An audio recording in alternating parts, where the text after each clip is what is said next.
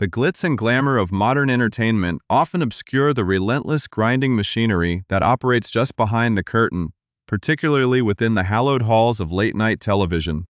For decades, a specific cultural institution nestled deep within the heart of Rockefeller Center has served as both a launching pad for generational talent and a demanding crucible that tests the absolute limits of human endurance, creativity, and mental fortitude. Every single week, a dedicated cohort of writers, actors, and producers race against an unyielding clock to assemble a live broadcast from absolute scratch, knowing that millions of eyes will be watching their every move, dissecting every joke, and judging every misstep in real time. It is an environment defined by high stakes, sleep deprivation, and an almost mythical level of prestige that draws the most ambitious comedic minds from across the globe. To secure a place within this legendary ensemble is to achieve the pinnacle of comedic success, a golden ticket into a historic lineage of performers who have shaped the cultural landscape for half a century. Yet, the very qualities that make this stage so intoxicating, the adrenaline of the live countdown, the roar of the studio audience, the unpredictable energy of collaborative satire, also ensure that it is an inherently temporary home for those who grace it. The lights eventually dim, the set pieces are rolled away into storage, and the weekly cycle begins anew, leaving many to wonder about the silent internal transformations that occur within the individuals who inhabit this intense spotlight. Behind the vibrant characters and the infectious laughter lies a complex ecosystem where artistic fulfillment and personal exhaustion constantly battle for dominance, forcing even the most celebrated figures to question their place within the grand design. As audiences tune in week after week, they develop a profound sense of familiarity with the faces on their screens, mistakenly believing that the joyful energy projected during a live performance reflects the entirety of a performer's reality. We watch these cultural icons transform seamlessly from one eccentric character to the next, marveling at their apparent ease and effortless charisma, entirely unaware of the profound emotional and psychological weight that comes with maintaining such a high profile. The pressure to remain relevant, to constantly innovate, and to consistently deliver memorable moments can gradually erode an artist's sense of self, transforming a dream job into an overwhelming obligation. This hidden reality becomes particularly poignant when a performer reaches a level of widespread acclaim where their presence seems indispensable to the continuity of the entire enterprise. When an actor becomes a foundational pillar of a beloved show, their identity often becomes inextricably linked with the institution itself, making any thought of departure seem like an absolute impossibility to the outside world. However, true artistic growth frequently requires stepping into the unknown, leaving behind the safety of a guaranteed spotlight to pursue a more authentic creative path. The decision to walk away from a legacy-defining role is never made lightly. It is typically the culmination of months, if not years, of quiet contemplation, characterized by a deep introspection regarding one's ultimate purpose and the true value of the sacrifices required to sustain a career at the absolute peak of the entertainment industry in the contemporary media landscape, which shifts with the unpredictable velocity of digital trends and evolving audience expectations. Finding a sense of stability within a creative career is an extraordinary rarity. Performers must constantly navigate a turbulent ocean of public opinion where a single performance can elevate them to internet superstardom or relegate them to the margins of cultural discourse. If you are enjoying this deep dive into the hidden dynamics of the entertainment world and want to stay informed about the untold stories behind your favorite cultural icons, please consider subscribing to our channel to ensure you never miss an update on these compelling journeys. Within this chaotic environment, the internal metrics of success often shift for an artist, moving away from external validation and toward a deeper need for creative autonomy and personal satisfaction. The realization that one has achieved everything possible within a specific format can be both liberating and terrifying, signaling that it is time to close a monumental chapter and begin a new narrative. This delicate balance between gratitude for past opportunities and the urgent desire for future exploration is a central theme in the lives of many elite entertainers, particularly those who have spent a significant portion of their formative years under the intense scrutiny of a weekly live broadcast. It is within this context of profound reflection and structural transition that a major shift occurred within the ranks of late-night comedy, catching the public entirely off guard and igniting a widespread conversation about the true nature of collaboration, recognition, and artistic fulfillment. The unexpected announcement came during the chilly days of winter, sending shockwaves through the entertainment community and leaving millions of devoted fans scrambling for answers as one of the most prominent faces of modern satire chose to make a sudden exit. Bowen Yang, a performer who had spent nearly 7 years transforming himself from a behind-the-scenes writer into an undeniable breakout star of Saturday Night Live, officially declared that his journey at 30 Rockefeller Plaza had come to a definitive end. Taking to social media in December, he shared a poignant farewell that hinted at the deep emotional complexity of his departure,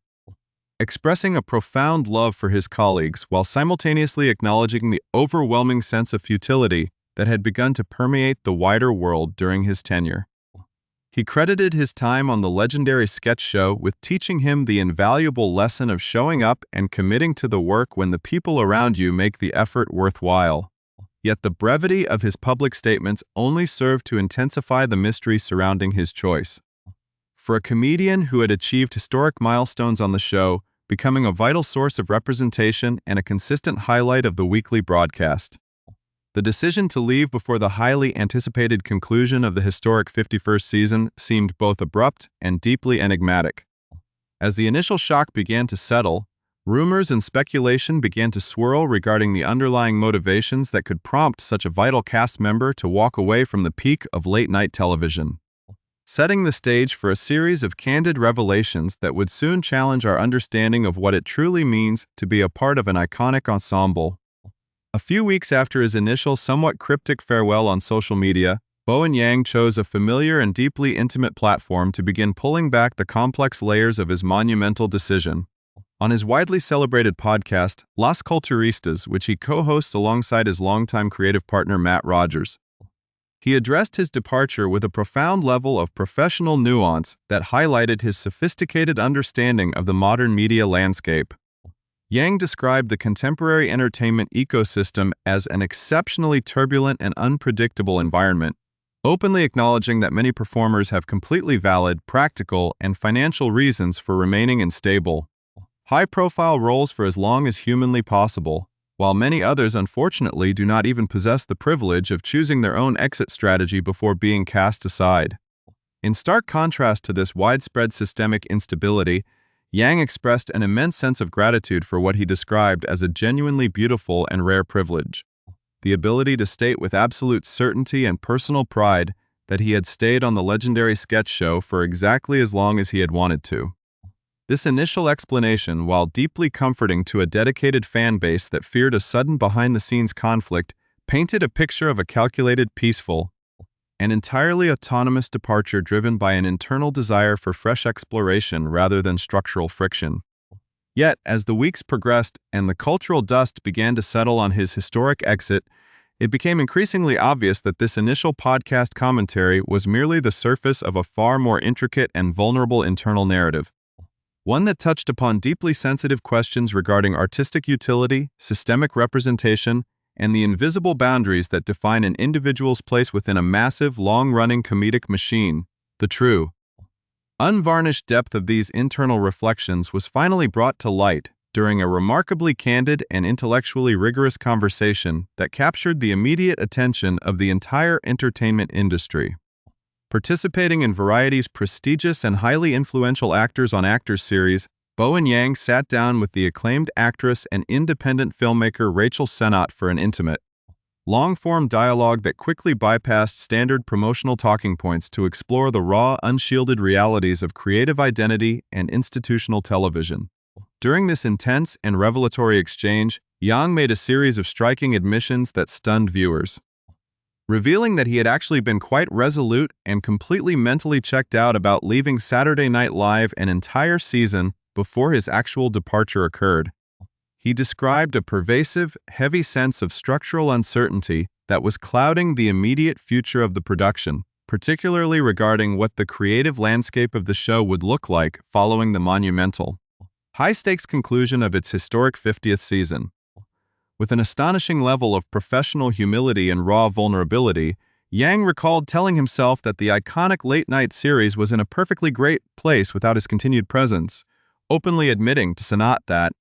Despite his massive internet popularity, critical accolades, and multiple Emmy nominations, he never truly felt central to the production's core identity. This striking confession immediately prompted a sharp, instinctive disagreement from Sanat, who, mirroring the sentiments of millions of devoted viewers watching at home, viewed Yang as an absolutely indispensable anchor of the modern Saturday Night Live era, a groundbreaking performer whose distinct comedic voice, sharp timing,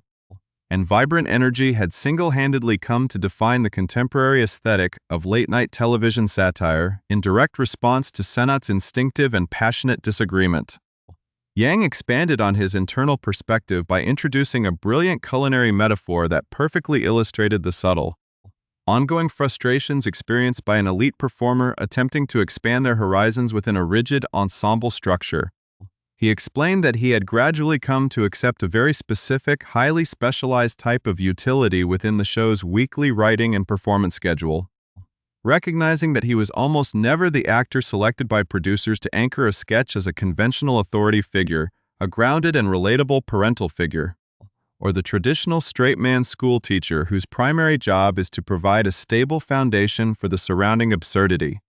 Instead of being permitted to occupy these foundational narrative pillars, Yang described his artistic role as being the seasoning of the show, an exotic, high-impact, and intensely concentrated element brought in by writers to instantly elevate a fading scene, inject a sudden burst of unforgettable energy into a flat script, or provide a sharp, memorable comedic climax. But an element that was rarely ever given the opportunity to dictate the actual structural framework of the sketch itself.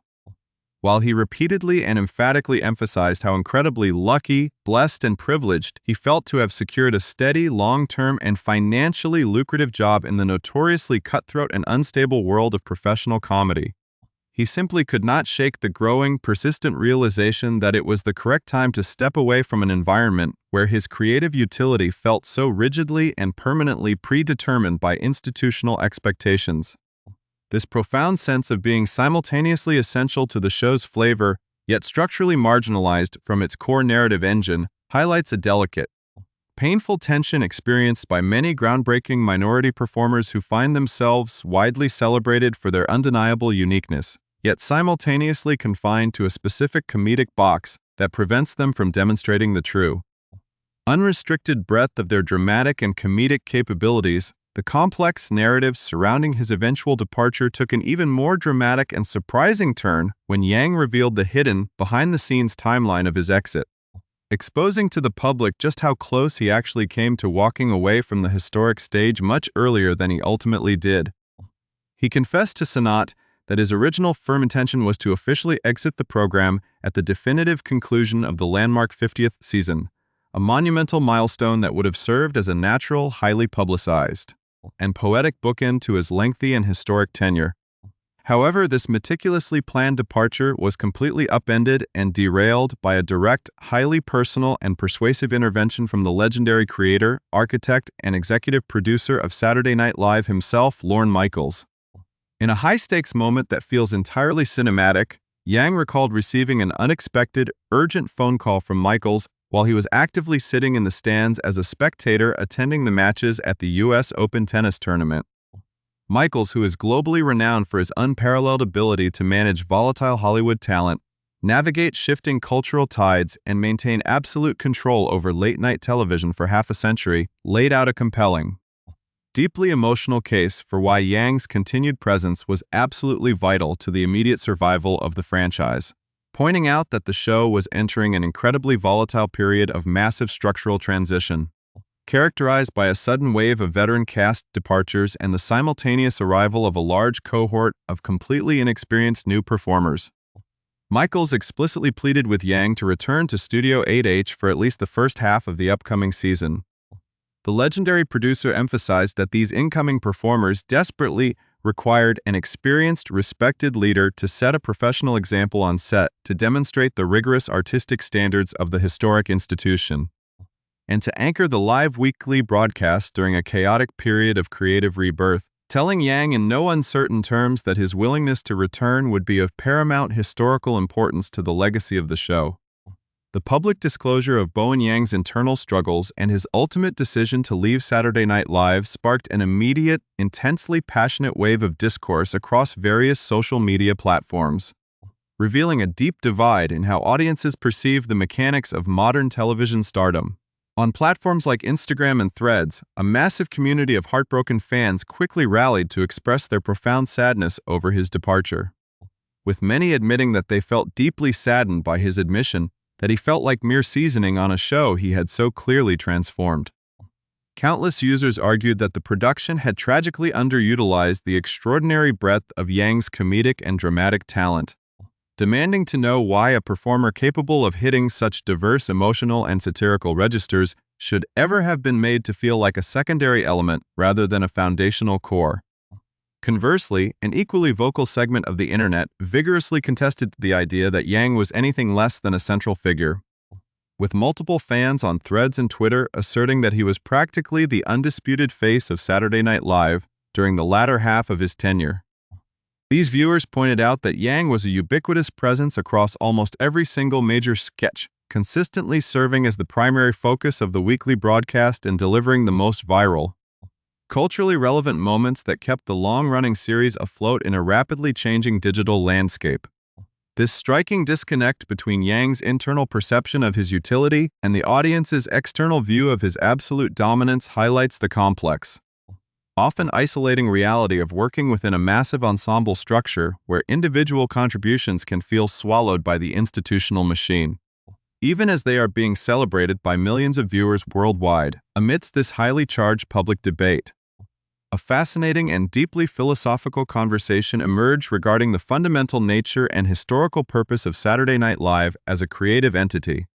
Some insightful commentators argued that the expectation to feel central to such a program misinterprets the very essence of what the show was originally designed to be, pointing out that the late-night institution has always been about celebrating a diverse community of entertainers and their collective talents rather than elevating a single central character. From this traditionalist perspective, the enduring magic of the series lies in its functioning as a beautiful, intricate mosaic of collaboration, where a rotating ensemble of writers and actors must constantly suppress their individual egos to serve the greater comedic good of the weekly live broadcast.